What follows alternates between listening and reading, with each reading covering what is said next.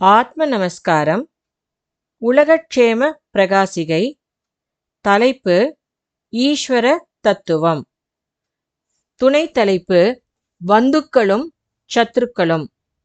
பந்துக்கள் என்று எண்ணுபவர்கள் உண்மையில் சத்துருக்களாய் இருக்கிறார்கள். அது எவ்விதமென்றால், முன்னொரு காலத்தில் சேர நாட்டைச் சேர்ந்த வடக்கங்கூர் என்ற இடத்தில் உள்ள ஒரு கிழவரும் அவர் குடும்பத்தினரும் காட்டு வழியே பிரயாணம் செய்து கொண்டிருந்தார்கள். அவர்களுடைய நாயும் கூடவே சென்றது. சிறிது தூரம் சென்றதும் ஒரு கொடிய மிருகம் உறுமிக்கொண்டு அவர்கள் முன் பாய்ந்து வந்தது. அதை கண்டதும் எல்லோரும் நடுங்கி தம் உயிரை காக்க கிழவரை விட்டுவிட்டு மற்றவர்கள் ஆளுக்கொரு வழியாக ஓடி தம் உயிரை காத்து கொண்டார்கள். கிழவரோ தன் உயிரை காப்பாரின்றி பரிதவித்தார். கிழவருடன் வந்த நாய் அந்த கொடிய மிருகத்திடம் நீண்ட நேரம் எதிர்த்து போராடியது. தனக்கு ஆபத்தில்லை என்று அறிந்ததும் உடனே கிழவருக்கு தன் குடும்பத்தினரிடம் பாசம் வரவே, அவர்கள் என்ன ஆனார்களோ எங்கு சென்றார்களோ என மிக கவலை கொண்டு ஆபத்து வேளையில் தன்னை காப்பாற்றிய நன்றிமிக்க நாயை மறந்து அவர்கள் சென்ற திசையை நோக்கி கிழவர் விரைந்தார். முடிவில் தன் குடும்பத்தினரை கண்டு மகிழ்ச்சி அடைந்தார். அவர்கள் ஓடி வந்ததால் ஏற்பட்ட சிறு சிறு காயங்களுக்கு மருந்திட்டு கட்டி அவர்களை பரிவோடு பராமரித்தார்.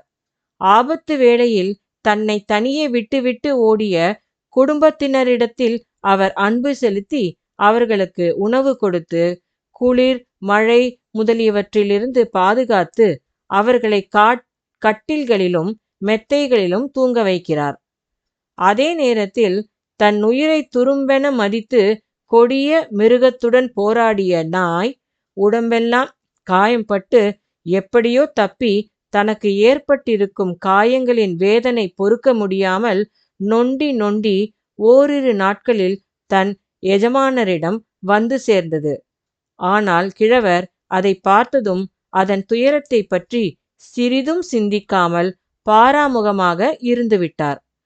நாயோ குளிரிலும் மழையிலும் கிடந்து துன்பமடைந்தது.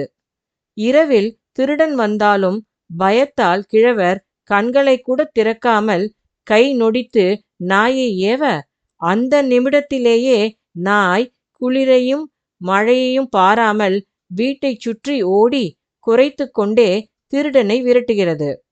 இப்படிப்பட்ட நாய் அன்புடன் வாலாட்டி தன் பக்கம் வந்தால், இறங்கு நாயே என்று கம்பெடுத்து விரட்டி அடிக்கிறார்.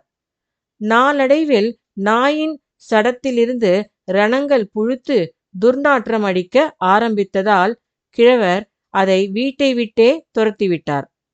பொறுக்க முடியாத வேதனையால் அது சிறிது தூரத்தில் உள்ள ஒரு மரத்தடியில் படுத்திருந்து சில நாட்களில் கத்தி ஓலமிட்டு தன் உயிரை விட்டது.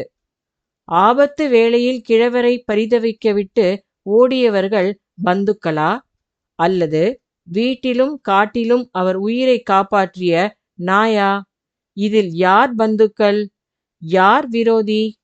இப்படியாக தன் நலத்திற்கு அவசியமான ஜீவனை மறந்துவிட்டு விரோதிகளான இந்திரியங்களை விரும்புகிறார்கள். அப்படி சத்ரு பந்தத்தால் உயிர் அதோகதியாகி நாசமடைந்து போகிறது.